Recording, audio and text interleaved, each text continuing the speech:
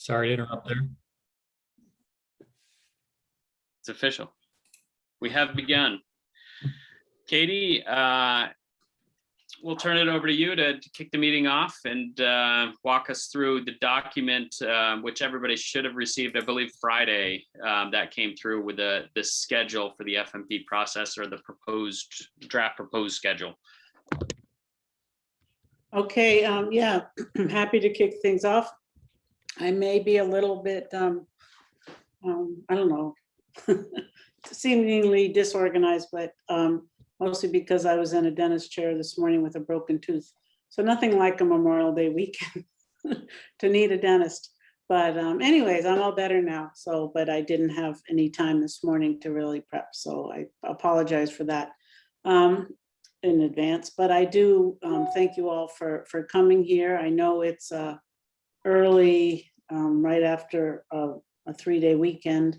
And so Anna and I worked pretty hard to try to put something together to kind of basically frame out a timeline. And that's what we sent, just so you'd have a copy. We're going to bring it up on the screen as well. But I just wanted to make sure you guys had a copy. And so we would all be working from the same sheet. But one of the things that I think I want to start with is a figure that's at the very end. And can I share the screen? Is that going to work here?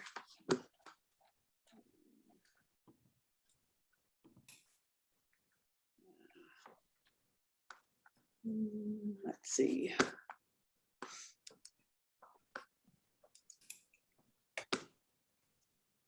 Katie, you should be able to do it now. You just made you co-host. Okay. I think that's it. All right, are you seeing those stair steps kind of? Okay. So I just wanted to revisit this figure. I know some of you have seen it before, but not everybody has.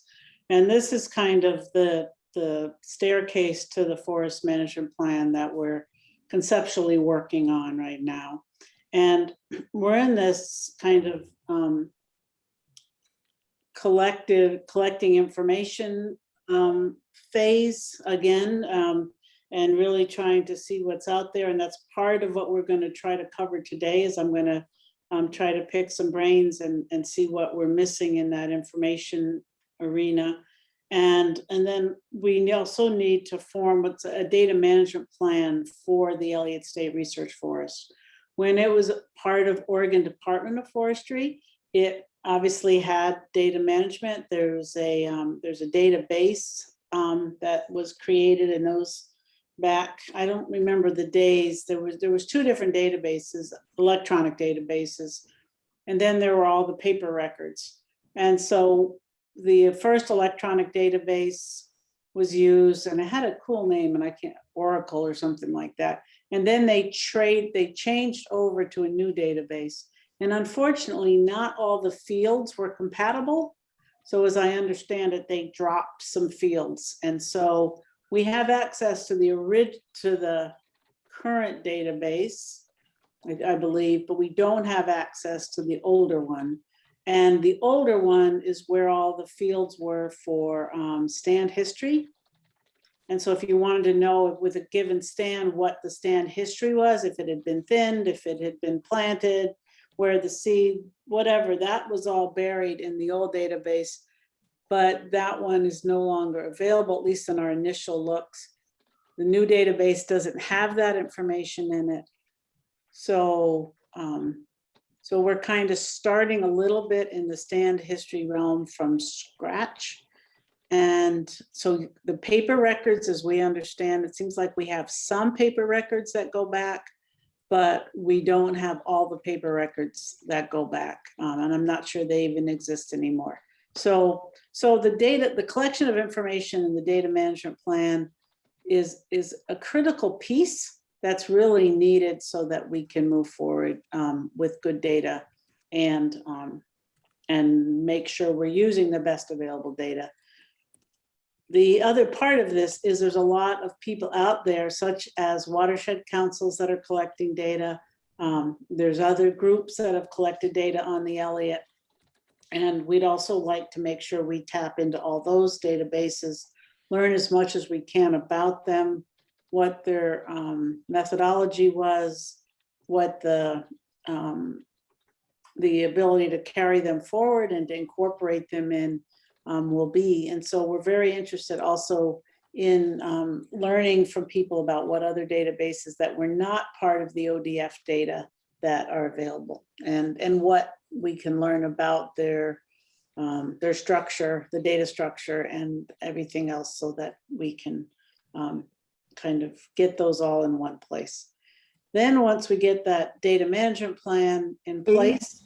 Katie, a question came up, and Sure. I just popped in my head. I apologize for interrupting. In that data Oh. collection and management as you go forward, is that purely on stands and tree growth and board feet and treatments, or is OSU responsible for data management collection on terms of animals, game animals? Because from a recreational standpoint, that issue will likely come up too, in terms of Roosevelt elk and blacktails and bears and so forth. So I had not thought about that until right now, and maybe it's way off the chart, but is that an OSU responsibility, or is that still an ODF and W responsibility? ODF and W would be the critical, they're for many things, they're the data collectors. And often, sometimes it would be linking to their database, and other times it would be having the data in, where we would actually bring it over for other people to look at or use. And so, for example, like we were looking at some of the fish data, right, and where the fish presence is. Yeah. And that's Oregon Department of Fish and Wildlife has some of that data. US Fish and Wildlife also would have some data that might be useful. So because of endangered species. And so there's, again, learning what all those sources are, what can we link to, what is just data that we need to download and use real time. So the computer people can just basically set up a link to go to get the data from other places. Climate data is another big one. What climate stations are around? Is there any RAWS, which is a Forest Service station? You would link all those data stations together. So it's a pretty big, it's a little bit of a scavenger hunt, as well as just some informed conversations with individuals about what's available. But and since 40% of the forest, essentially, that 40% on the western portion is set aside because of critical habitat for fish. 20 years from now, who's gathering information on return and reds and runs and so forth? Is that OSU, or again, ODF and W? Well, again, I don't know what ODF and W currently gathers, okay? But so it would probably be collaborative, Okay. at the very least. And they may have set data they collect that's, their long-term monitoring data. And we may have additional pieces to that. So you can see where it's going to be a collaborative notion of what's, because the other part is researchers sometimes want data that somebody that's just monitoring don't need, or don't, envision needing. And so, or don't have the budget for it as well. So part of it will be, we don't want to duplicate efforts, but we want it to be additive and integrated. Okay, I apologize for the interruption. No, that's a really great question. I appreciate And that. Keith, there will be a monitoring and reporting requirements as part of the HCP that'll be baseline, that again will be nested into the research data collection. Okay, and again, the monitoring question is the same one that Katie gave me, then sort of a joint monitoring, some OSU, some federal agencies, some ODF and W, so forth. I believe that, and I'm not certain, but I believe that ODF actually pays ODFW to do the data collection on some of their HCP, or is anticipating doing that. So there's some interagency kind of collaboration, but ODFW seems to be in the center of it for collecting certain types of data that the landowner then has to use in the reports that are due to the federal government. Okay, thanks, Jeff. Okay, so this is part of what I wanted to do today's meeting, was to get some ideas such as you're giving us right now, Keith, about places we should be approaching. And so we can start to develop a list of the places we need to go to and to turn to. We've done a fair amount, as Ryan can attest, of digging up through what ODF had turned over to DSL when the Elliott went, when ODF left the Elliott, and so we have access to those paper records and paper as well as, but primarily electronic records, and a lot of reports, a lot of information. The inventory from 2015 is in there, and so we have some of that information. The Lidar imagery we downloaded, that's from 2008 though. And so we have some of that as well. So it's kind of getting that all gathered together into one place so that it's accessible when we go into this modeling phase. So the modeling phase is a combination of using models that are fairly standard, that predict tree growth, and therefore can predict yields, and also structural development, structural characteristics of stands over time. But we're also interested in modeling carbon fluxes, and that's done with something called a process model. And there's a couple choices there, but we'll be figuring out which one of those we want to use, as well as some hydrologic models that would look at things like stream temperature, water yield, water quality over time, and that's another type. Then there's trying to think which ones I've forgotten off the top of my head, but so there's several different types of models that we hope to use in this phase of kind of trying to get these models parameterized and running, evaluated for the output to make sure we're getting the right answers for the right reasons. Models can be really tricky. You can put all this great data, all this information in there, come up with what looks like really great maps or data outputs or whatever you want, but you find out that the model behavior isn't actually doing things to give you that answer using the right steps. And so then the model isn't very robust. It doesn't go forward very well in time. So all those pieces of that, use those models and so we need input there as well, both data, and also we need to share output with people that are knowledgeable so they can look at the output and go, yeah, this makes sense. This is good, model behavior. But however, I think that these parts of it are crazy and there's something wrong with your model. So there's also sharing those initial runs and getting feedback from people. And typically too, if you saw it with some of the habitat models we did for the marble murrelet, for example, where they did the modeling procedure to predict habitat suitability. But they held out like a quarter of the data. They didn't use it to train the model or to get the model running. And then they used that data to test how well the model predicted the data they didn't use in the model. And so that's one of the other ways you use to validate your model. So sharing all that, getting input, make sure people understand that. Then you can go into the landscape analysis phase and start to use these models as well as other data streams to really determine what's the best application of all the different treatment combinations on the landscape to integrate the multiple uses that people are trying to learn to use on the Elliott. And so that's kind of fine-tuning the current plans for stand allocations, probably maybe some tuning of the treatment allocations by sub-watershed levels, but primarily it'll be mostly probably allocations within sub-watersheds.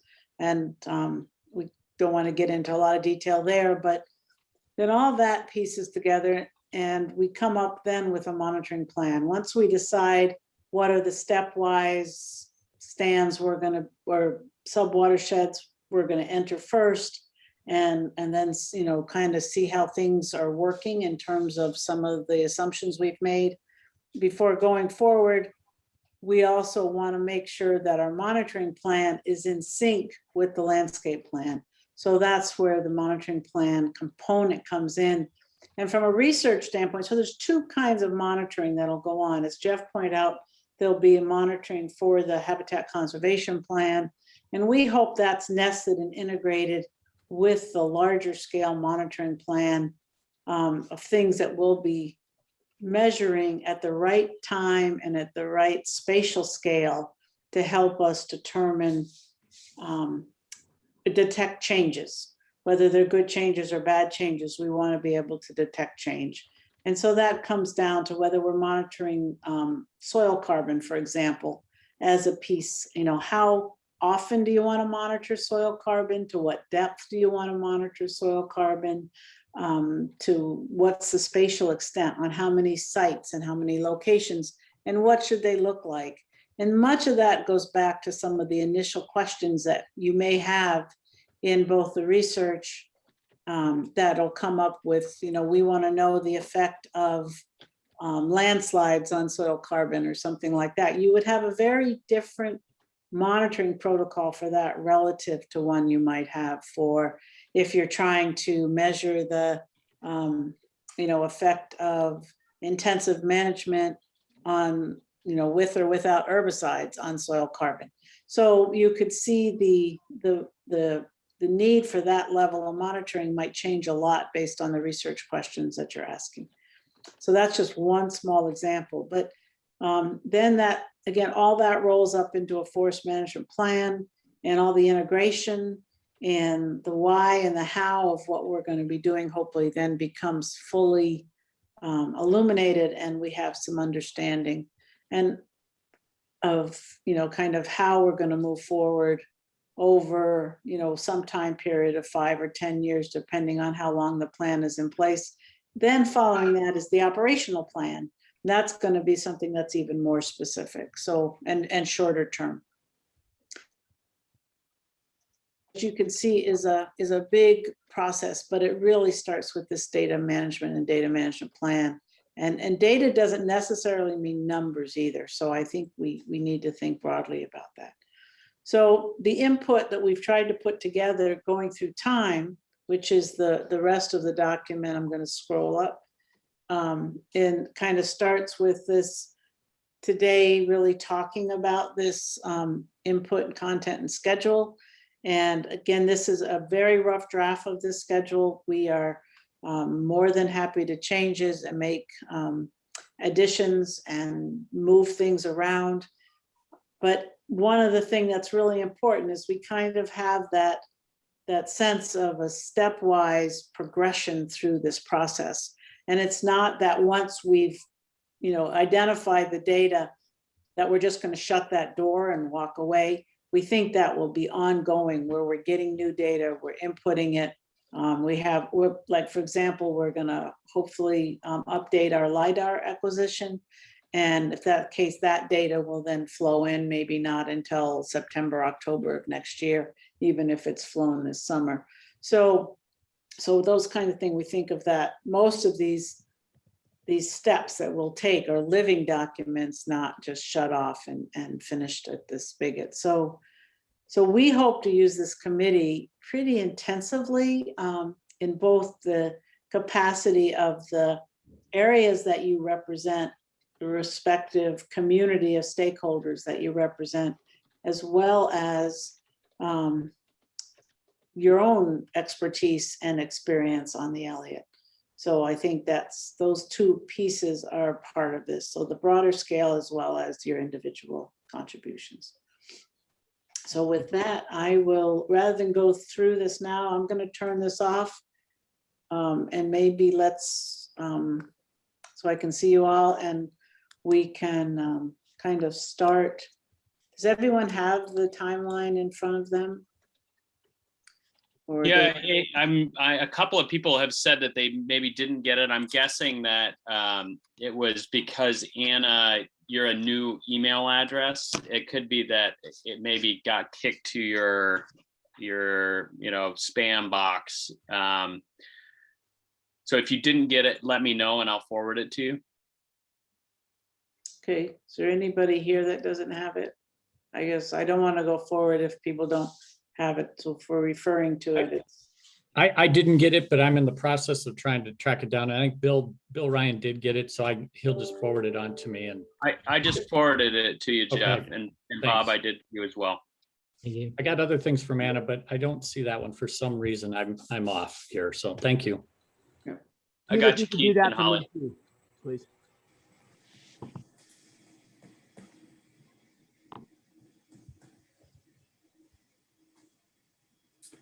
Hey, Katie, did I hear you correctly in saying that 5 to 10 years on the FMP is what you're thinking the lifespan is going to be?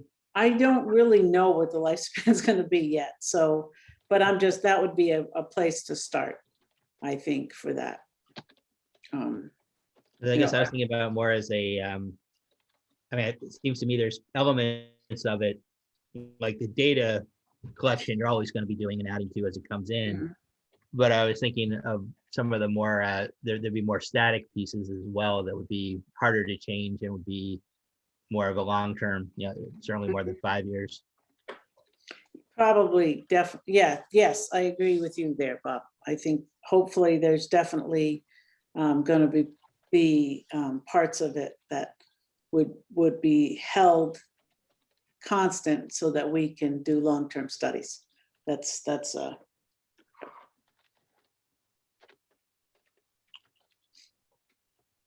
Yeah, earlier today, we talking with Jeff and with Troy, obviously there was some detail about the HCP, but the HCP is a 80-year plan. So I don't know that one forest management plan needs to be an 80-year plan per se, but there's some alignment or structure there that seems like it would be maintained over time.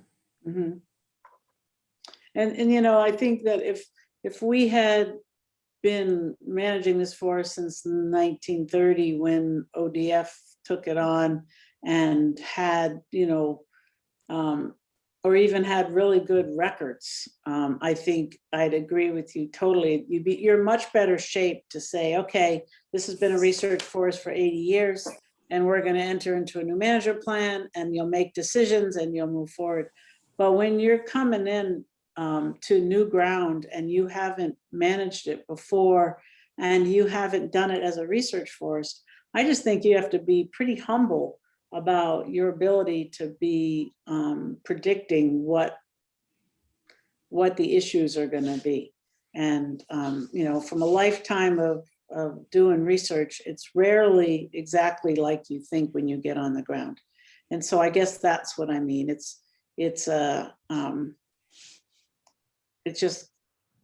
just think we have to be pretty humble about our ability to make decisions from an office somewhere that will last for 80 years. So that's the only thing and it's not that we're going to make a lot of bad decisions, but I think there's going to be some tuning that's going to be needed.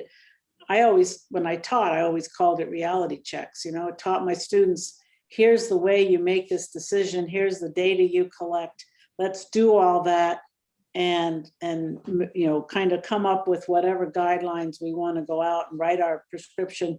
And then we go out to the forest and I say, okay, apply this now. And that's when the questions come up and you get that, then we'd have these reality check sessions where we'd say, okay, what did you encounter that you didn't expect? And how did you have to? And I just think that's just part of this process as well. We're going to encounter things. And that's why we need to, come up with a way of setting out, here's the intentions, but the reality is you're going to encounter things that are going to be surprises.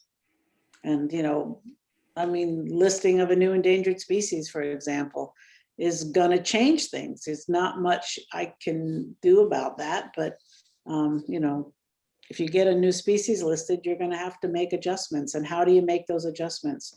And what are they? You have to have a process to do that. So does that make sense? Or climate, something happens with the climate. And the new norm is we're going to get, drier summers, or we get a new disease or insect in hemlock. It's going to change things. And so we have to be adaptive and figure out how we're going to respond to that. I think we need to be adaptive, but I guess I'm also looking for a bit of a roadmap, Katie. So I think about something like, for example, roads and Mhm. Reducing the road network in the forest and where that comes into a plan like this, in terms of prioritization. How do we make those decisions? I mean, things may change, but at the same time, one of the things we committed to is trying to reduce the road density. So what's the roadmap to get there, and what's the time frame, so we can really point to, hold ourselves accountable, adaptively manage as necessary, but actually make sure that we're on a pathway to something that is more ecologically healthy. Another area that I think a lot about is, we focus really on the big 3 species, but I also, there's a lot of other species on this forest. And I think about things like northern goshawks, for example, where, species that was proposed for listing hasn't been listed, but and isn't proposed any longer. But, one that we certainly care about on that forest and was a focus of prior management plans, or southern torrent salamanders, which are, not necessarily protected by the stream protections that are in place. They're in sort of that gray area of, we may or may not be putting buffers around the upper portions of some of these creeks. So I guess I'm just trying to figure out where all of that kind of stuff it comes in. And the last thing I think I would mention is particularly marble murrelets and how we really optimize that, because I think there's still a lot that's uncertain in the management areas, and I'll just give you one example, which is based on the logging that's been done. We have starfish, shaped MMA trimas, with lots of edge. I haven't heard that term. That's, yeah. I've been referring to them as starfish for a long time, but basically, ideally you'd have a circle, right? I mean, you'd have a less, as little edge as possible. And what we have is a lot of edge around those. And so I think about, we sort of protected older trees, and that was the logical way to sort of approach it from a 100,000 foot level. But now that we're getting down to the ground level, how do we do this in a way that really does optimize it? Do you want to protect that little edge over there, or do you want to close it in and make it more contiguous? And so I'm not sure, and maybe you can help me understand how all that kind of stuff starts to come into this plan, because it's not necessarily data so much as process. Yeah, and that's part of the landscape analysis. And I'm not a landscape analyst, but the way I understand it is you can set goals for reducing fragmentation. I think that's what you're really dealing with edge effects, or reducing, increasing interior habitat. And so when you go to assign, or when the computer goes to assign a treatment, it will say, okay, if I choose, stand A, I add fragmentation. If I choose stand B, I decrease fragmentation. And so that would say, okay, put stand B in this, this to optimize or to reduce the amount of fragmentation. But often that comes at another cost. And that might be, maybe the stand you're going to choose to reduce fragmentation doesn't have the same qualities that the stand that if you had chosen it might have for the species. So you're often in this trade-off format. And so it's kind of making those decisions, or at least identifying where spatially you have those decisions to make, so that in what space you have to make that decision in becomes critical. And like, we're facing it a little bit with the northern spotted owl issue right now. And so again, if you look at those owl circles, there's really not a whole lot. Fragmentation isn't part of them. But if you look at the owl circles, and we had a choice in a stand to be whether it was in the extensive stand treatment or in the reserve stand treatment. And we basically did that again based on just age. That if you were 142, you went one place. If you're 141, you went another. And we now look at it within an owl circle. Well, if we made, that what is extensive now a reserve and traded that out with something outside the circle, then we could maybe take some of the core areas or the home range areas that are not at their 40 or 50% level, and they'd go up to 40 or 50% just by doing an exchange right across within a subwatershed.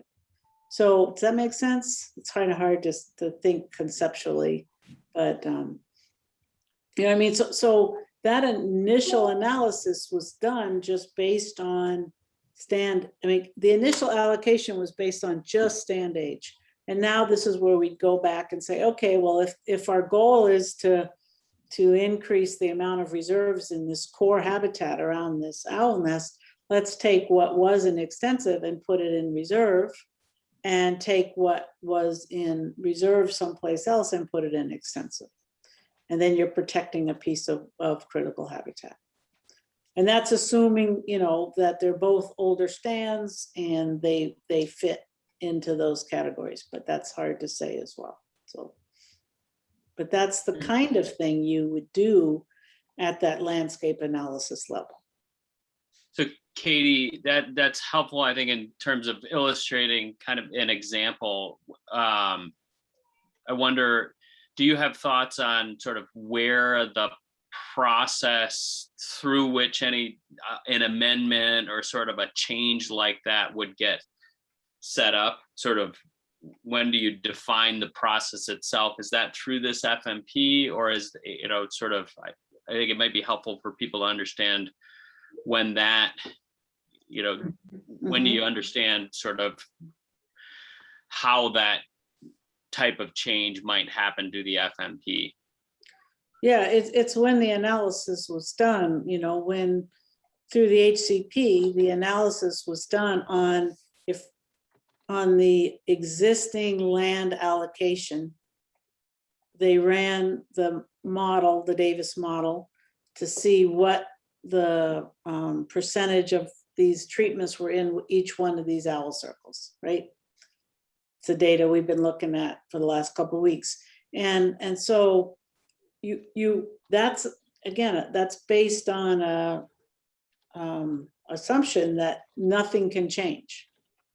But that's not the case. Those allocations weren't done thinking about owl circles. They were done just based on stand age.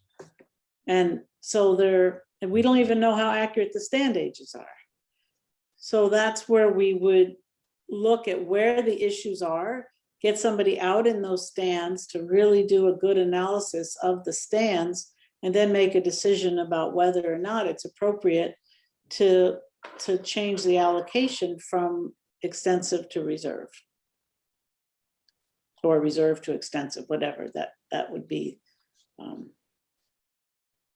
That would help meet the HCP guidelines, and to reduce any, you know, impact, reduce the impact on owls.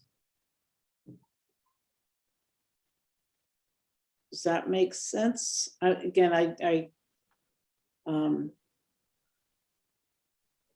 Yeah, I think it does. I'm guessing, and I don't mean to put words in other people's mouths, but I'm guessing there may be a question of who the we is yet. Oh, well, the we is everybody. I mean, this isn't going to be done in a closed room. The we in there is we. This is my we. I'm in there now. But I mean, I think that's why it's so important that we have a group like this, because it's impossible to anticipate all the potential consequences of every decision you make. And so that's where you need a larger group of people that you can share the information with, to say, if we make this choice, you know, then somebody maybe that's concerned about that other reserve potentially that we're going to switch to extensive, from another standpoint, they may come forward and say, well, that's really steep ground. We don't think you should be operating on that steep ground. And so we don't agree that that's a good trade. I mean, eventually we have to make a decision, but but it's going through a process to make that decision that's important. And getting feedback from people like we have been to make it, but it's gonna spin your mind a little bit, because there is rarely a decision that's just straightforward that you make a change and everyone's happy. So, I guess what I worry about, Katie, is that two things, because I don't disagree with anything you're saying. In terms of adaptive management, I'm trying to marry that though to a concern that, one, the forest truly does overall get older over time, and we protect older forests. And already, and you know this well, I mean, there's real consternation in the environmental community about how many older stands are being taken already. And so as we start to do these trade-offs, do we start to lose some of that older forest over time? And the second thing ties to it is we just don't have, there's no flexibility, or maybe there is and I'm not seeing it, but we have everything's a swap now, as opposed to, we don't have like 10,000 acres in reserve that we could just, if it turns out we need to protect more owl habitat, we can just protect it. It's also finally balanced financially and otherwise, that every time you poke one place, you have to, it pops out somewhere else. mm-hmm.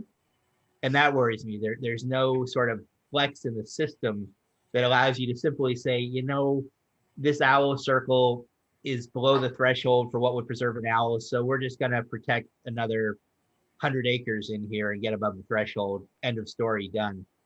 Yeah. Am I reading that right in terms of the tension in this? Well, yes, there's definitely a bottom line that you really can't reduce the,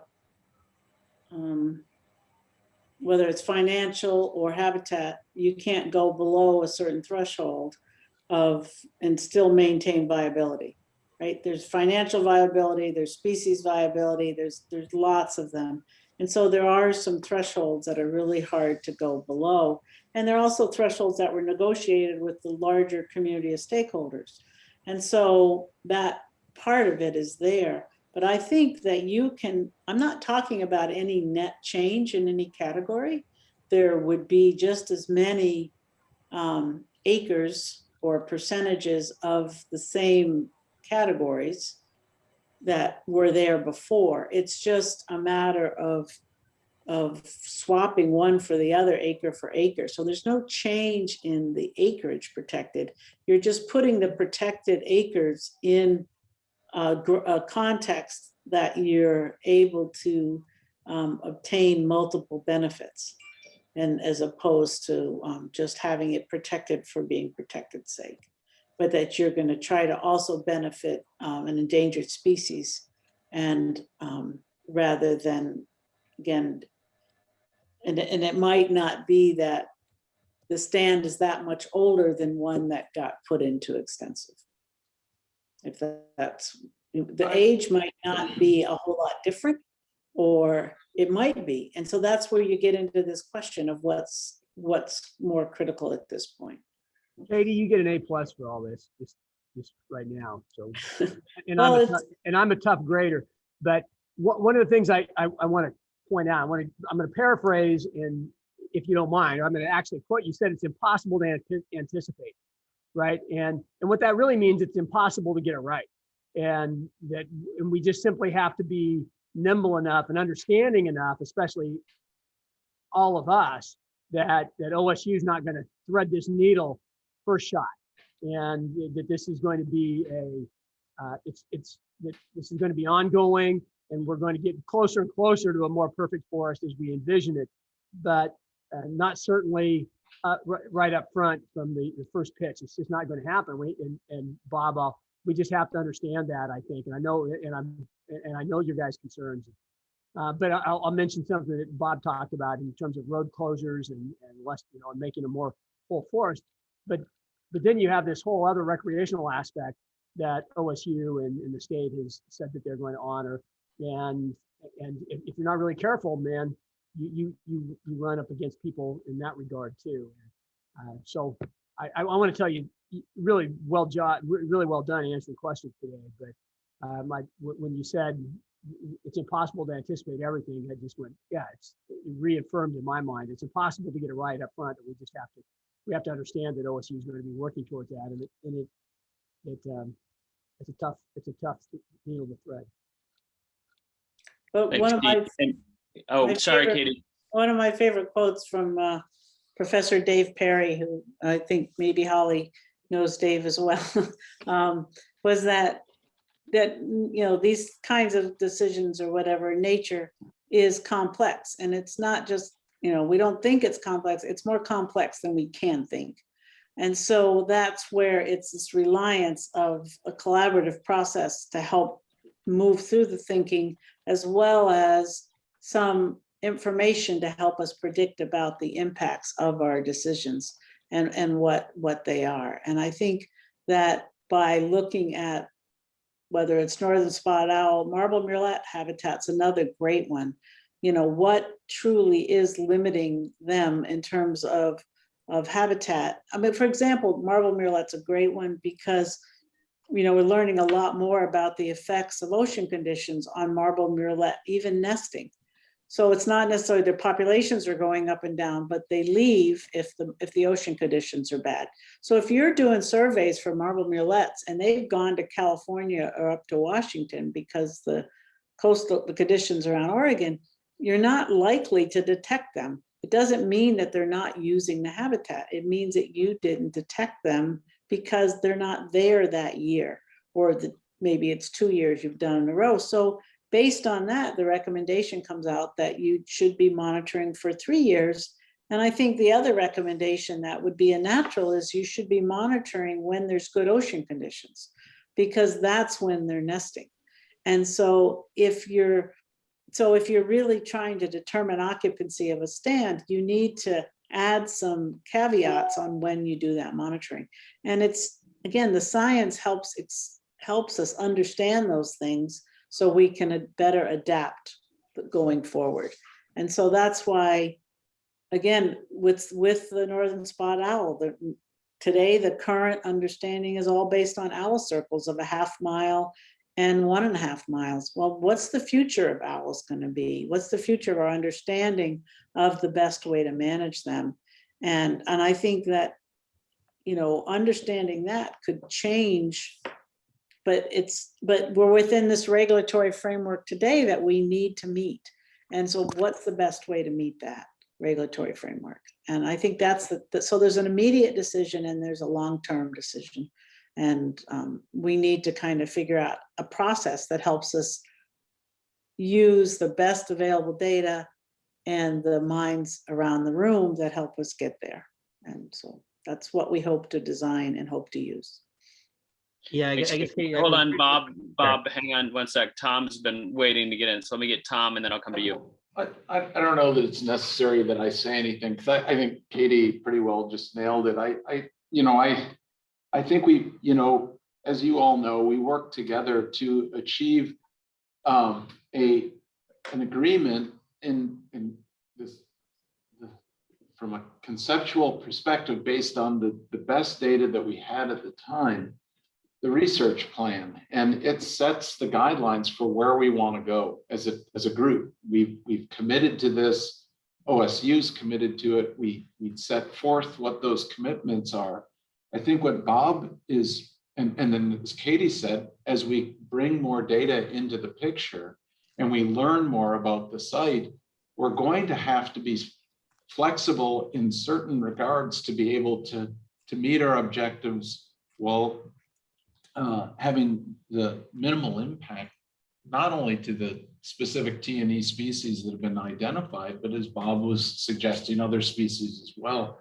And so, but as Bob was asking, can there be flexibility? And I think that that's something that this team, as Katie said, the we is the stakeholder advisory board, DSL personnel and OSU personnel working together to lay out this next step of this process, which is the forest management plan, which takes that very strategic high-level plan created by us over the last 2 years, and now start getting down to more of the brass tacks. And where, with regard to flexibility, Bob, I think that's something that we need to talk more about, is how do we achieve that flexibility while not abusing those commitments that we created. So we committed to, for example, 35,000 acre large block reserve. We are not, we're saying we are not entering into that. That's not a negotiable piece. So that any piece of that isn't part of that flexibility puzzle. So where is the flexibility going to come from? And, you know, everything in research is, we talk about things in probabilities, not absolutes, because there are no absolute finite numbers. It's all probabilities.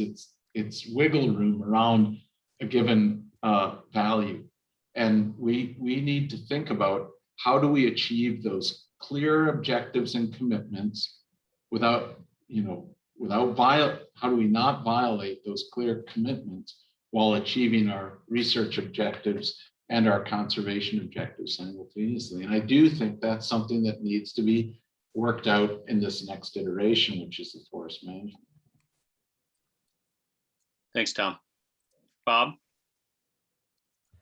Yeah, no, I appreciate that, Tom. I guess I'm just I'm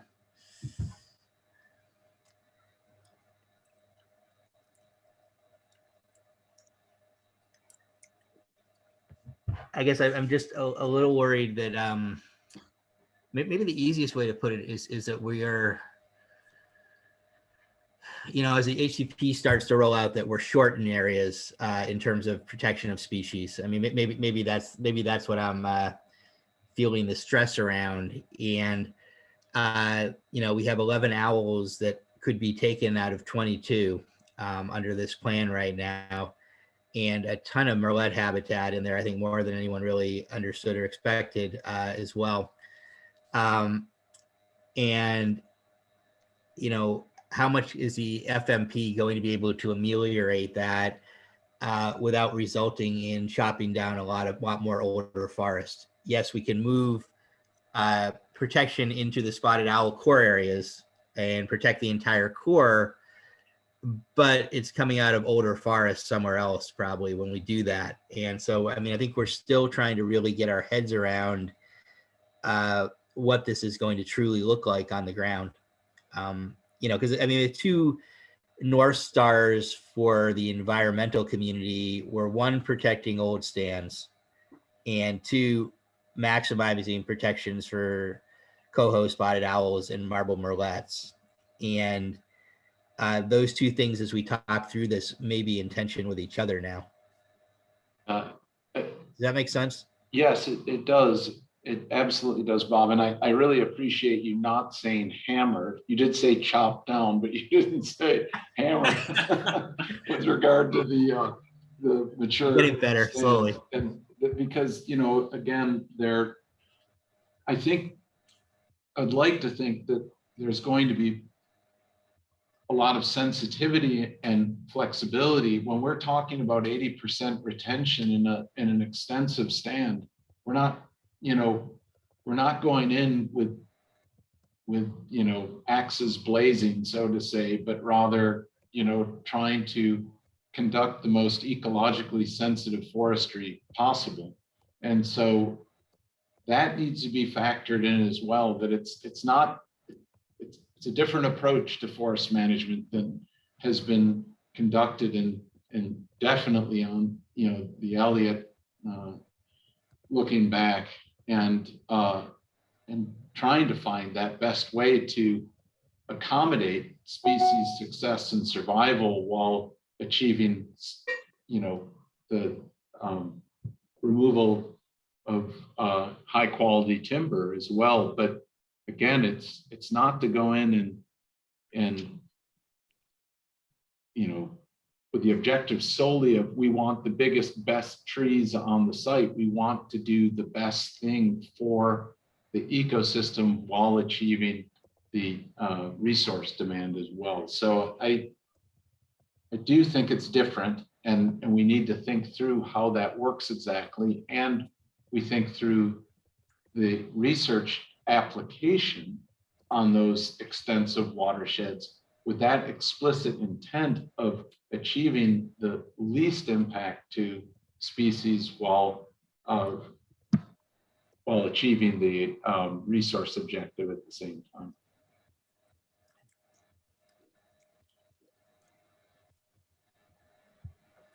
Thanks, Tom. Any other sort of high level questions, comments, Mark?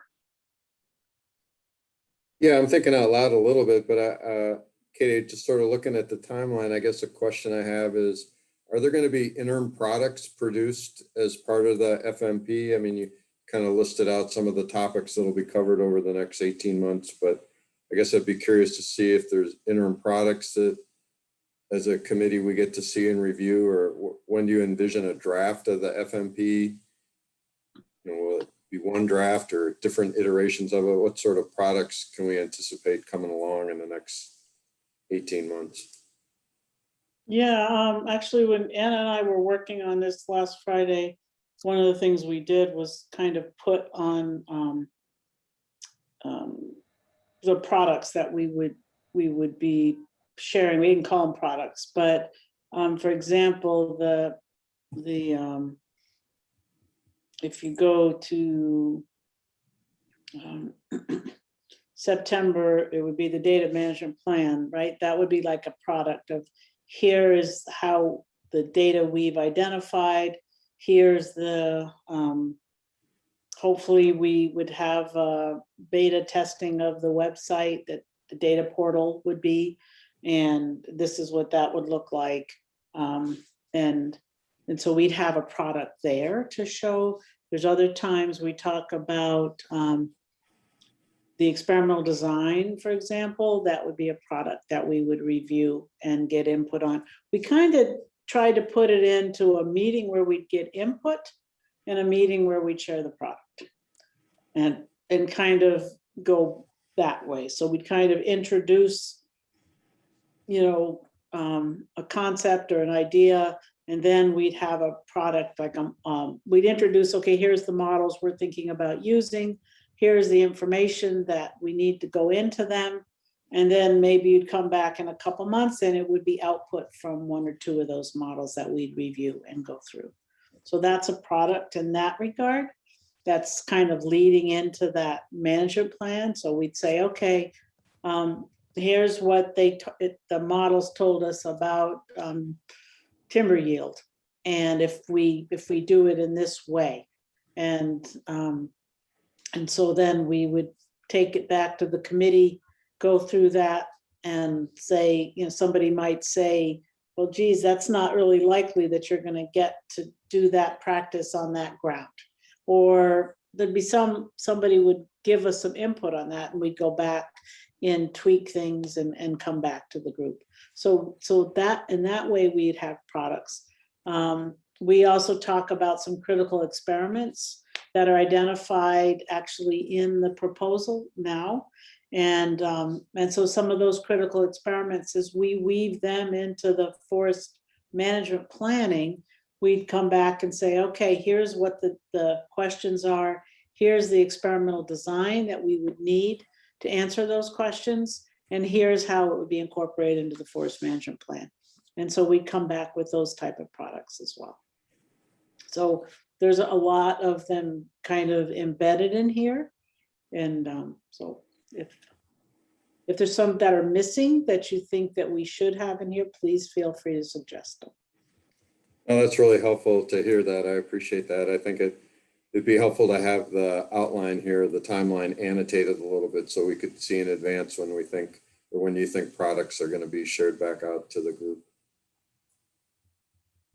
Can you give me an example what you mean so we can capture that? I guess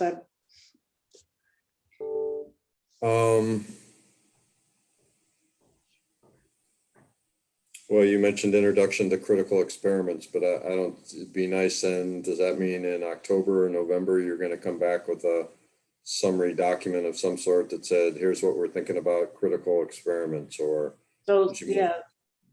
So that's in the September meeting, is introduction to critical experiments. And then the parts of that would be the priority research needs in October and experimental design that come out from that. And Maybe it's all there. I guess I'm just saying from the then we outline roll, here, it's a little hard to tell what's Yeah. a introduction or what's a product or what's a conversation, because they're Yeah. pretty abbreviated there in the bullet points. yeah, they're abbreviated on purpose because we had some very specific ones, and I was just like, that I didn't want to bring something to you guys that was so specific, it looked like there wasn't opportunity for more input. But I think what you're saying, Mark, is exactly what we're thinking. There's kind of an initial discussion, there's a presentation of a product, and then we'd probably come back with some subsequent discussions. We also took the liberty to say that this group would meet at least monthly with us, and that we would then take the pieces of that and roll it up into the quarterly DSL or bi-monthly, I'm not sure which it is, DSL advisory, the whole advisory committee. So there'd be this combination of meeting with the subgroup, coming to some, internal or some interim decisions and discussions, and then we'd also share the products and the outputs with the larger DSL advisory committee as well. So they're both in here, just because we wanted to make sure we captured that we would discuss it in a smaller group and then it would roll up into a bigger group. Thanks, and for the clarification and for the question, Mark. And I think we can work to sort of not better, but further define sort of when's the introduction. Yeah, Jeff, I see it. Introduction, sort of when are we introducing a new concept or document or set of data or information, and when is that going to be brought back and review, sort of that review, analysis, feedback kind of cycle. We can help with that. But I think it's implicitly there, and we'll just work to define it a little bit further. But I think in concept, I think you're speaking the same language. Jeff? Yeah, I appreciate this discussion because it's helpful. I think from DSL's perspective, what we really were interested in with this group is making sure that we're comfortable that this group knows what's going to be in the FMP and in what sequence of time will it be completed, so that we at the beginning of the process kind of know that there's alignment between all of the different interests that are sitting around this table virtually on the FMP, so that we don't find out we were misaligned 6 or 9 months down the road when it's a little late. Well, one thing that may be helpful for me is that, I look at this and I look at like the 2011 Elliott Forest Management Plan from ODF, and they're not mutually exclusive, but I don't necessarily see a lot of the stuff that's in that management plan in this one. And so one thing that may be helpful, Katie, if you're willing, or whoever is appropriate, is to take a look at that and let us know if you see key elements in that. I mean, I'm not looking for exact parity that would not be in this management plan, because there's just a lot of information in that plan that's very helpful in terms of understanding the forest. It's got a lot of the data that you're talking about sort of built into a narrative. And then you have lots of strategies and goals that are in there, whether it's cultural resources, scenic resources, a lot of things we don't talk about a lot in this process, but they're all in there. And I'm curious if you see things in the 2011 plan that OSU's plan would not have in it, maybe by process of elimination rather than me going through and tagging, are you going to have this, this, this, and this? Yeah, I think that there's a big difference between that plan and our plan. And one is that plan did not consider research. Research wasn't even there. And our plan is centered on research. So I think that is probably a key difference. And that kind of cascades down throughout. And it's not that the other pieces aren't probably going to be in both of them. I just don't know if they'll carry the same weight. And so, because I think that the level, well, yeah, I think that the types of data, the level of data collection, are totally different. Again, the Elliott State Forest was there to produce revenue primarily when it was, managed for the Common School Fund. They had a very clear purpose, and that's reflected in their plan. And we have a very different purpose, and hopefully it's reflected in our plan. Sure, no, and I totally get that. Again, I don't think they're mutually exclusive, and I understand how it would cascade down. But I'm also interested because research isn't the only value, of course. It may be the driving principle, but it's not the only value. So, just to offer one example, I think about something that came up way back when we were doing watershed analysis, which is concerned about the views from Loon Lake. That's a scenic resource. Is this plan going to, so I'm just taking one example here, but is this plan going to identify sort of the critical scenic resources that we're not going to damage, or that are going to be, that are going to light up any sort of decision? Because these things all do need to intersect at some point as you're making your annual operations plan. Just because there's really great research that could be done above Loon Lake doesn't mean that you're just going to go in, obviously, and roll over a scenic resource. So I'm just trying to figure out where all this stuff comes in, because it's not just a blank research slate either. It does have lots of nuance to it that needs to be considered. Yeah, and that's perfectly understandable. And you could, but as anything else, there's trade-offs and there's integration, and it's just, you have to put some hierarchy on that decision making and where the trade-offs are. And one of the things is we've inherited a landscape that has had logging and probably impacted viewpoints from Loon Lake in the past. And so if that becomes a criteria in this landscape analysis, that gives another layer of decision making. So let's say based on age, the stand falls into intensive, right? Or based on treatment, it falls into intensive. Then you take that stand. Is the stand visible from Loon Lake? Yes, no. If it's yes, well, then maybe let's choose this other stand over here that's not visible from Loon Lake, and put that into intensive and put this other one into extensive. So all those things are at play, Bob, at any time. And it's, again, that's the whole landscape analysis, is identifying all those key criteria that help make a decision. So there's, for example, let's say you choose view versus a road. So it's like, okay, if we have this in extensive, we don't need to build a new road to it. There's already a road there. If we put this other stand into it, we have to build a road there, but we don't want to build new roads. But this one's more visible than that one. And so what do we choose, the visibility or the new road? And this is where we need someone to come back to and be able to have those discussions. And that's where this group could be really valuable.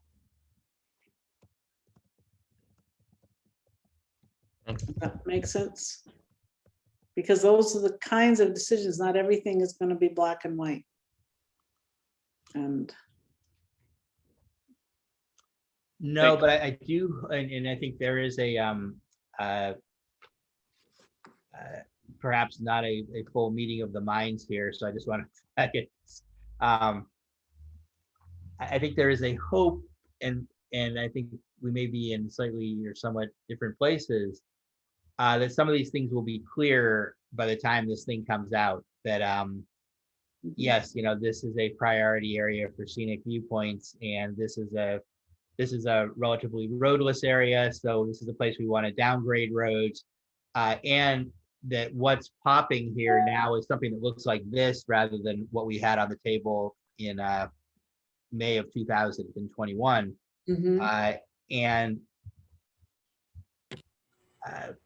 it also conforms to the HCP and so on. So I think it is a dynamic around certainty. I think one of the things that worries us is the idea that there's so much flexibility that every annual operations plan is basically a re-litigation of the trying to figure it out. Yeah, and we don't want that either, because you'll end up in analysis paralysis. You'll constantly be analyzing everything and coming up with solutions, and nothing will happen. Right. So that's the other piece of this that I think is critical. So you do need some point. Looks like Bill has a question.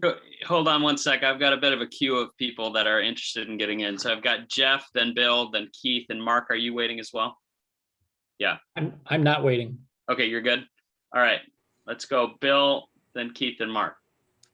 Yeah, I just wanted, this is really good discussion, and it's real helpful to get a feel for what we're talking about when we're saying forest management plan. And I just want to make sure that, you know, the purpose that from DSL's perspective of having this conversation is we want to make sure that everybody understands what the forest management plan is going to cover. And then the timing of and the, you know, the strategy for how we're going to get that done. And I just, you know, want to make sure that our advisory committee members are weighing in. Are they getting that information? Do we need more detail about that?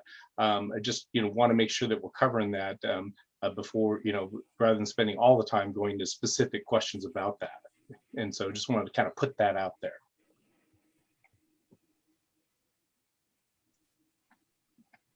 Thanks, Bill. And obviously others, maybe these next round of comments and questions will further elucidate that. So Keith? Yeah, thanks. Bob, the word certainty, so I'll put my Paul hat on here, and I'm sure he would jump in on that word too. Certainty is just not going to be a much of a factor here going down the line. I know you guys, I know your constituency, I know you guys want as much as you possibly can. I totally get that, but I think that the nimbleness in terms of meeting the goals of an FMP, but not necessarily the certainty that they can get it right to begin with, has got to be considered. And I don't know how you build certainty in, other than you say we've got 30-some thousand acres we're not going to touch, and that we're going to do a 3 different treatments. But in terms of a particular stand from 10 years from now or 100 years from now, if it's not been set aside as reserve, I think Katie's touched on that. Factors are going to change, and as much certainty as you want or as we can is terrific, but to guarantee certainty, I think, and that was my thing for us, to guarantee certainty just is, I don't think we get there from my perspective, and I think that's okay. Thanks, Keith. Mark? Well, I had a different point, but just sort of on the notion of certainty. And, you know, I understand the certainty part. A lot's going to change in the next 100 years, if in not the next 18 months. But I think there's also the certainty about the balance of the priorities and how they're aligned is some of the perspective there that's being shared, and that balance is maintained. But I guess going back, Bill, I appreciated the question you raised, because I guess I'm struggling a little bit on terms of what's in the forest management plan. Is it updated from, I don't know if it's still what was shared back in April. Is that the table of contents that's being worked off of? And again, even for me, it would help to just to have a little more detail on the timing of what's going to be provided when, and how that table of contents, if that's still the guiding one, is going to be filled out. Katie? The table of contents, we haven't changed since we presented that a few months ago. And so that's what we have going forward. We're in the process of trying to hire the person that's going to be really taking the lead on this. So, you know, I think you'll see a lot more coming out as this team gets better fleshed out. So that is the, we have timelines that are also have been shared with you guys that say, you know, here's what we have to hope to have presented by given dates. And that's also in the paperwork that's been, none of that has been changed as well. It's kind of what we use to base some of the timelines as we put together issues going forward. So those timelines are also in place still. So none of that has changed, other than we're delayed in getting started for reasons out of our control right now. So that's the only thing that I'd say that's changed. So then the question I think to the group is, when you look at what's here and the information you're seeing today, what was included in the table of contents? It sounds like a question from Bill is, are there things that you were expecting would be a part of this FMP that aren't there? And, or, you know, things that are there that you're wondering, why is this included?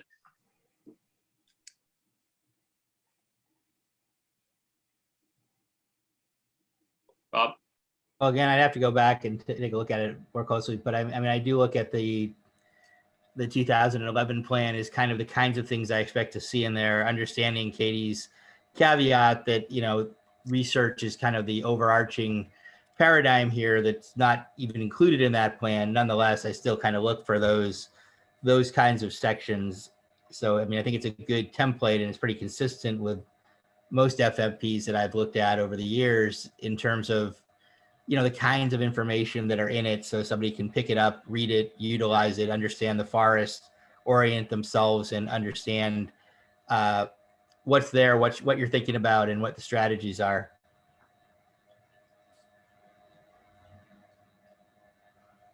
I can go through and cross-reference them if that's easier, but I mean, I think it's a pretty good outline of what, you know, should be in a plan like this. And a lot of it can be lifted from past plans as well. Yeah, in developing that table of contents, I looked at the FMP plan from the Elliott from before. I looked at the existing plan for the North Coast. I looked at the Olympic Experimental State Forest Plan and really tried to figure out which one had the best components relative to a research forest. And so the Olympic Experimental State Forest actually had a little bit better kind of overall. So I kind of started there and then took pieces from the other ones. So that was the. So Bob, I think it would be helpful if there are sections when you look at the ODF FMP, if you have sections you sort of saying, is this going to be included? If you can ask that. And I think the question, the response is either going to be, yes, it's in there. Here's where it would sit. This is different. It's going to look different. So it's the structure of the FMP is different. So it just gets captured somewhere else. Or no, here's the reason not. Or no, we didn't think about it, but we'll add it. So let's go through that exercise. But I think your input on it would be helpful. Okay. Tom? Yeah, just curious, Bob, when you're looking at the 2011 plan and thinking about what was missing from the proposed, table of contents for the FMP, are you also taking into consideration the fact that we have the research plan as a separate standing document that we treated sort of as a strategic planning, a strategic plan that supersedes the tactical plan. So, looking at the 2011 document, there's guiding principles, vision, and goals. And I think a lot of that exists in the research plan. And maybe part of it would be a means of wetting those more explicitly, might accomplish that. I don't know, but just wondering if that was part of the disconnect between the two. No, but I think you are putting your finger on something, Tom, which is that research document, the platform is relatively narrow. So what I don't see in there necessarily in the vision is as much as I would expect to, in a plan like this, there's going to be more about some of the other, it's very heavily focused on research.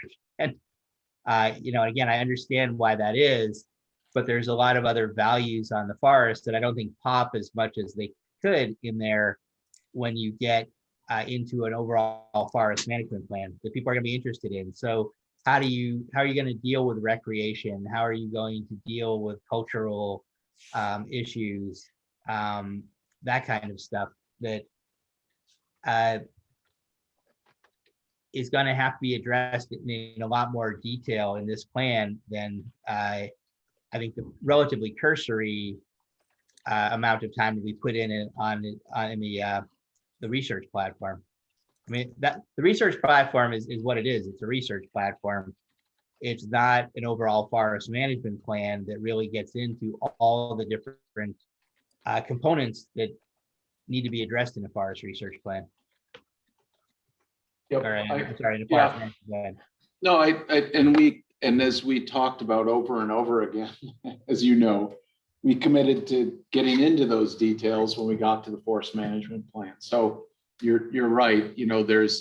I totally get it. There's pieces that we didn't address in the research plan. I just was wondering if there's some of it, like the vision, goals and mission, vision, and values that, that some of it maybe does exist in that other, but I totally get what you're saying. And I mean, I'll start digging down. I think that's a fair request. I'll start digging down and cross referencing and pull that.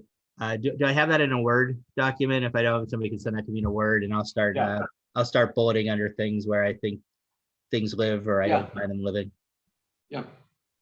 I don't know which version. Which Word document? The table of contents, the TOC.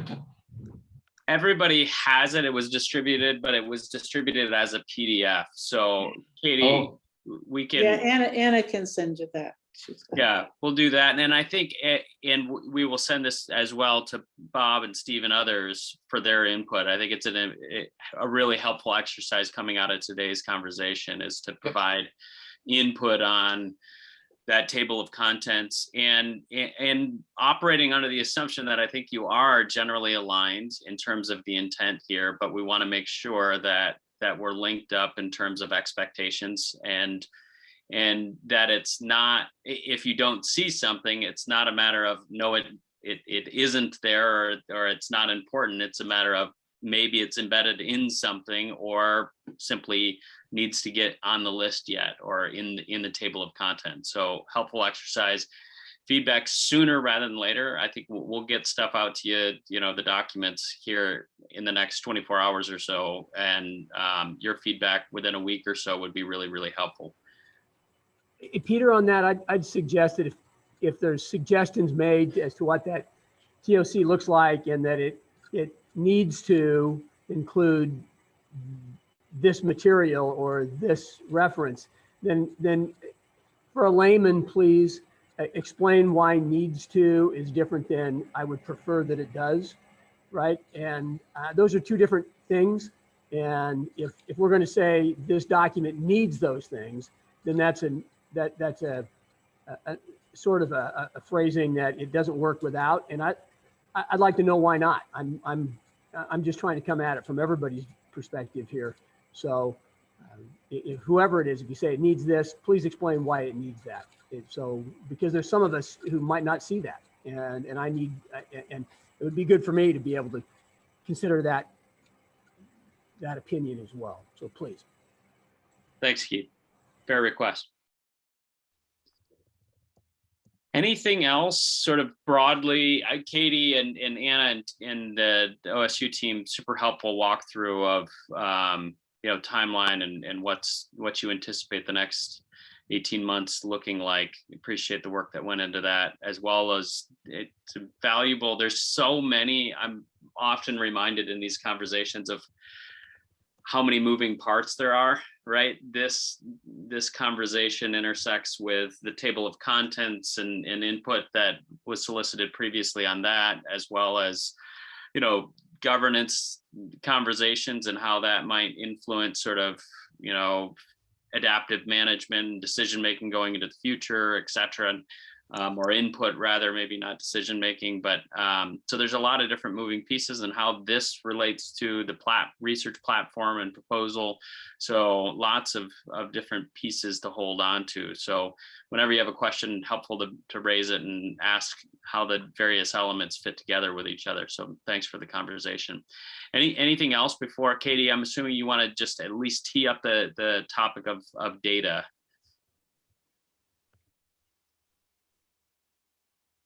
Anything else from the group?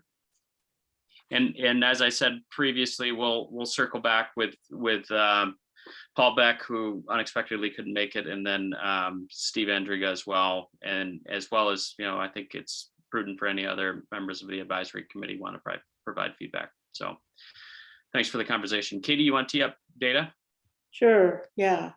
I think if I could get Anna to share the screen with, we have been keeping track of what data we have available to ourselves and what data we think we still need. And so we kind of have a big Excel spreadsheet with our data available and future data needs. And so what I'd like to do is add to this list and see what is what potentially we can glean from you guys that are some data that we are not thinking about that we should have on this list, and some data that might be augment of what we currently have. And so I think maybe the easiest way is to step down what we consider high priority data needs at this point and see if there's something that we're missing. How's that? Is that a good place to start? And Annie, maybe stretch it out so it's not, if you could stretch out B. Yeah, more, yeah, just if we can get as much on a page as possible.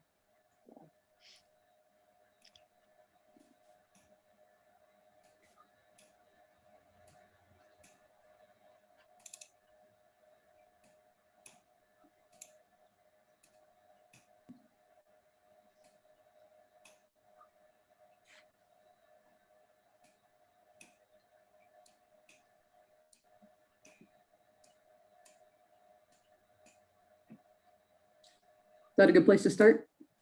Yep, that's good. Let's go to the top then. So again, the first one is, I'm looking at column B here, which is a dedicated data document repository. So that's what we've been talking about earlier. Next one is updated Lidar. And again, Lidar is a great way to detect change as well as to to utilize to identify habitat and refine the identification of habitat. And so that's the another one that I think we need to work on. The next one is stand level history. And so that is really getting at what's been done where. So again, it helps us a lot when we're trying to make choices about allocations to identify what's been logged, what was planted, what was offsite seed. For example, there's kind of another hidden element out there in the Elliott that the early regeneration was done with seed that might not be suitable for the Elliott. So when you drive through the Elliott, you see some stands that don't look very good. And they're dug for plantations. Is that an offsite seed? So things like that are the kind of things you want to understand, so you know kind of where to target areas that you might go to first for harvest. So there's just all that stand history, a landslide, debris torrent zones, landslide inventory, and really mapping of all the landslide areas. We don't know if that's been done. Maybe it has, but it would be great to get that database so that we can make better decisions about allocations. Talk about these yield functions. That's some of the stuff that Matt uses a lot to help us determine some experimental design protocols. It's not that we're, so that's getting at kind of very large scale thinking there, and updating power analysis. So what's in column A doesn't necessarily relate to column B, by the way. So maybe Anna, just slide it over to column B, because column A does not relate to column B. Those are data we currently have. I don't want you to think that they're, because that they're subsets of each other. The accurate stand ages and measures of canopy and overall complexity. Again, we want to make some decisions on aspects other than just stand age. And so if we can identify canopy complexity, branch size, crown depth, all the other components that might be important for habitat, we'd like to have ways to do that as well. And so that's data that's important to us and can be done through ground-based Lidar in some cases. Such fish presence, spatial and temporal data on fish presence. Again, that's data that we know is available, we just don't have it yet. Plot networks, there's lots of different plots that have been done by lots of different people over the years, and what's on the Elliott, what progeny tests are on the Elliott, that's another piece. Downscale climate projections, that's a big part of model and working on modeling, and also help us to figure out that, things on landslides and landslide potential can really be predicted better if you have downscale data. And by that, most data that is done at very large scales, let's say a kilometer square or a mile square or whatever, we want it downscale to much smaller pieces so that we can look at impacts better. Forest cover type on the Elliott streams, for example, is another great one.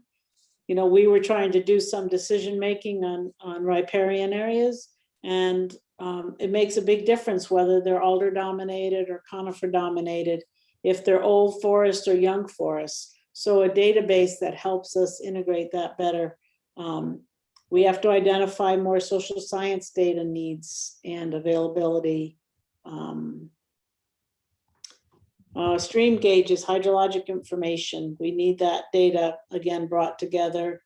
We need better soil maps and beyond what we currently have. The road network and associated infrastructure. Again, some of this is available, but we need it all in one place so that you can run the data to look at the implications of management activities based on your road network.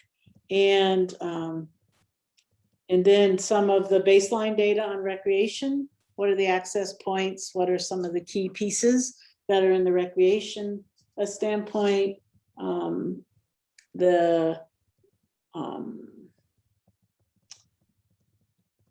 A lot of pre-treatment data. Again, before we go into a stand and come up with an idea of how we would treat it, we need more pre-treatment data. And a stand inventory, again, for the whole forest. The 2015 inventory was done on half of the stands were cruised, and then basically estimated, use that data to estimate the other half.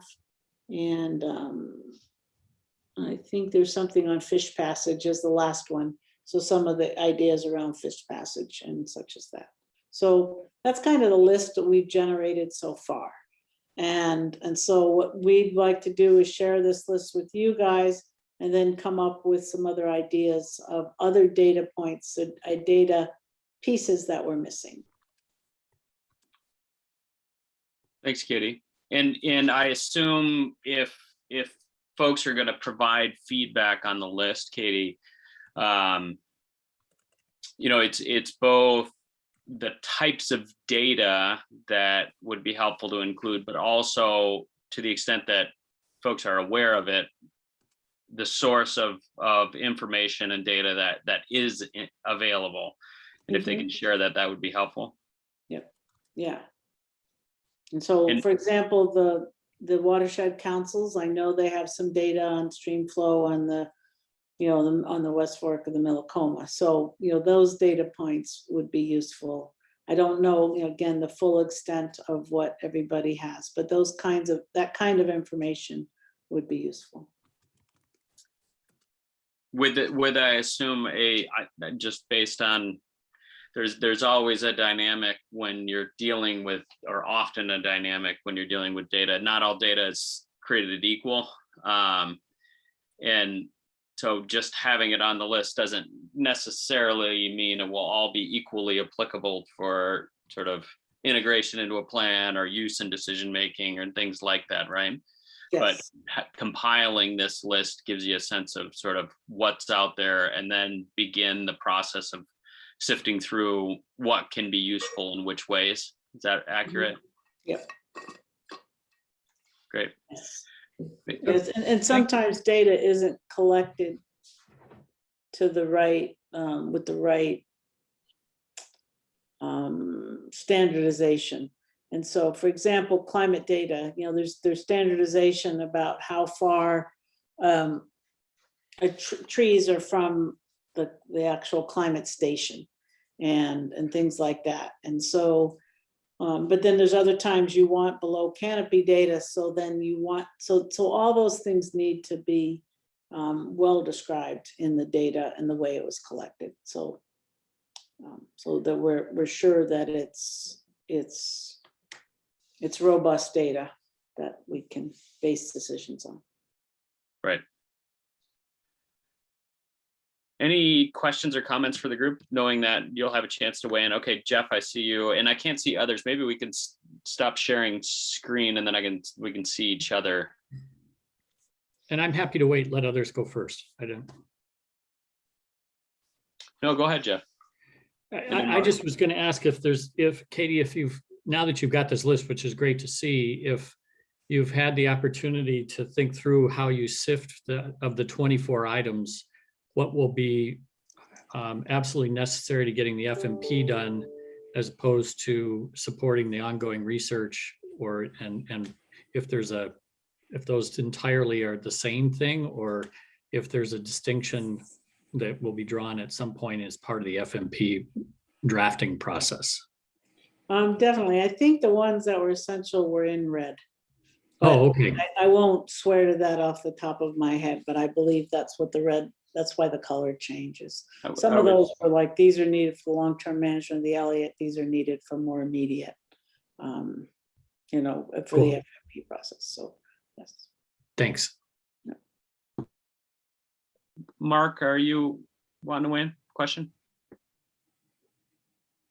Yeah, I think my thought a little bit is, as I look at that, it seems like it's collecting a lot of baseline information, which is helpful for a variety of reasons. But I guess I also wonder, in terms of sort of the long-term management goal, which ones of those, or how do you think about, how do you monitor to know if, the College of Forestry is successful in managing this property in 10 or 20 years? And so what would that data set look like?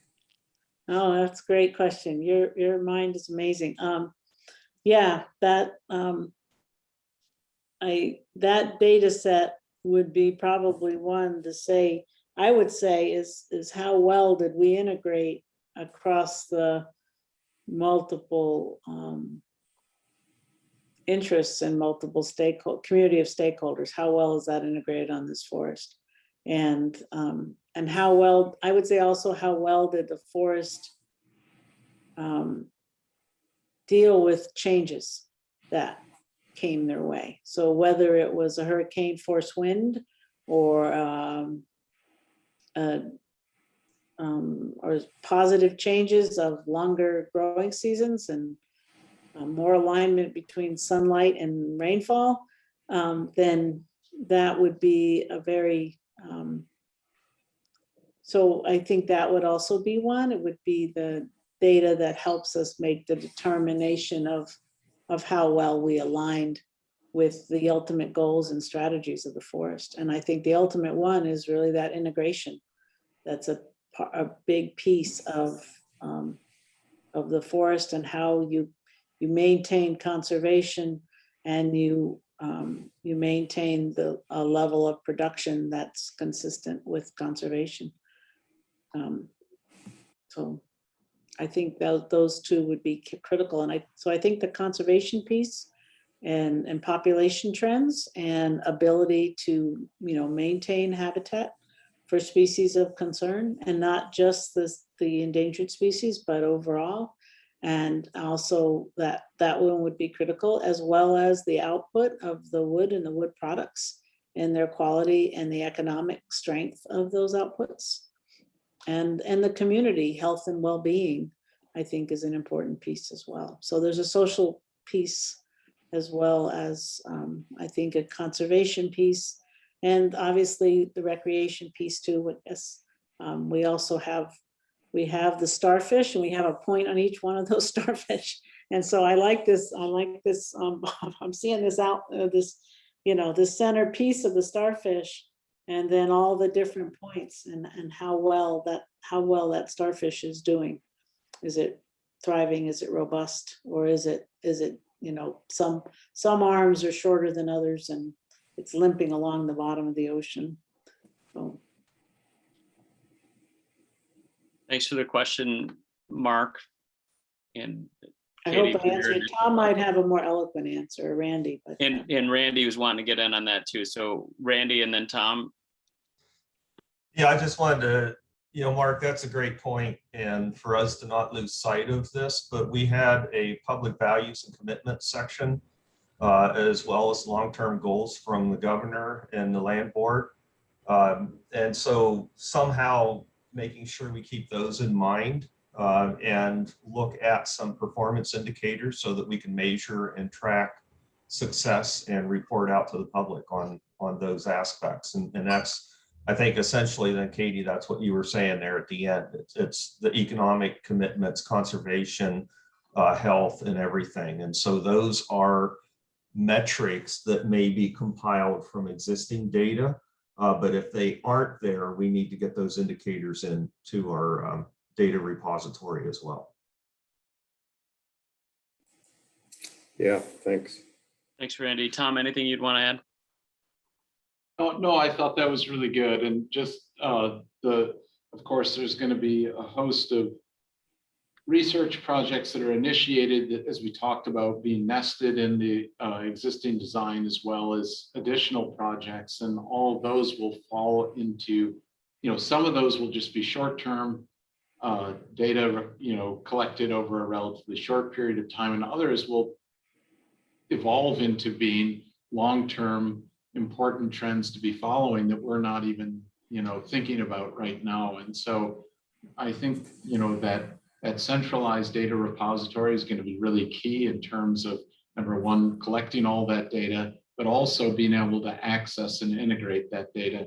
And so again, there's the monitoring outputs of those key things like Randy just said that we committed to in the